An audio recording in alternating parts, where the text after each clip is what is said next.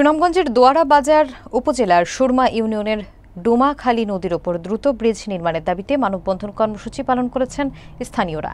তাদের অভিযোগ, সেতু না থাকায় প্রতিদিন ঝুঁকি নিয়ে নদী পারাপার করছেন হাজারো মানুষ।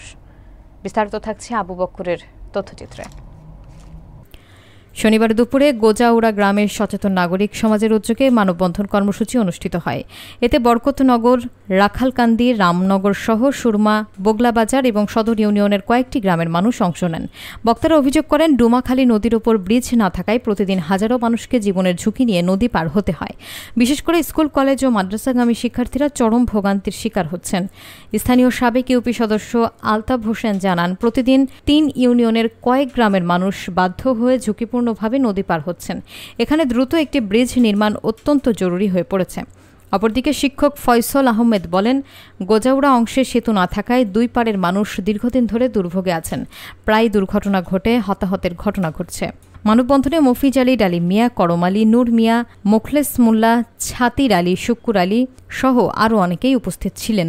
তারা সকলেই দ্রুত ব্রিজ নির্মাণের দাবি জানান। আমরা যারা স্কুলে পড়ি, ছোট বড় সবার জন্য কষ্টকর। এমনকি রুগী নিতে আমাদের কষ্ট হয়। এমনকি আমার বোনকে আমি একবার মেডিকেল নিতে পারি না এই ব্রিজের কারণে। আওয়া যাওয়া সুবিধা, আমরা গরু বাছুর লইয়া বা সুলতা লইয়া বা রুগী টুগি হইলে এরা যাইতে পারে না। কোনো গ্রামের বাসিন্দা, বিশেষ করে গোজাউড়া পূর্ববারে 5 থেকে 700 লোক যাতায়াত করে। যে সম্মানিত উপস্থিতি, আমরা আজকে যে দাবিটা নিয়ে এখানে দাঁড়িয়েছি সবাই মানববন্ধনে, আমাদের বহুদিনের আকাঙ্ক্ষিত একটা বিষয়, যেটা হচ্ছে এই গোজাউড়া ডোমখালী নদীর উপরে একটা ব্রিজ নির্মাণ। এই ব্রিজ নির্মাণ না থাকায় শীতের মৌসুমে এমনকি বর্ষার সিজনের উভয় মৌসুমে এই দুই পাড়ের শত শত মানুষের যাতায়াত ব্যবস্থা বিঘ্নিত হচ্ছে, যেহেতু কোনো যানবাহন নিয়ে এদিকে পারাপার হওয়া যাচ্ছে না। এই সার্বিক বিষয় আমলে নিয়ে কর্তৃপক্ষ যদি আন্তরিকতার সাথে এই অবিলম্বে এই ব্রিজটি যেন নির্মাণ করে দেন। গোজাউড়া গ্রামে এর মধ্যে 200 পরিবার আছে নদীর পূর্ব পারে।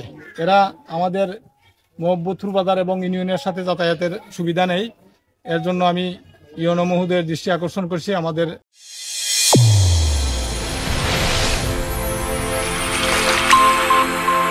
চ্যানেল A1 হৃদয়ের স্পন্দন।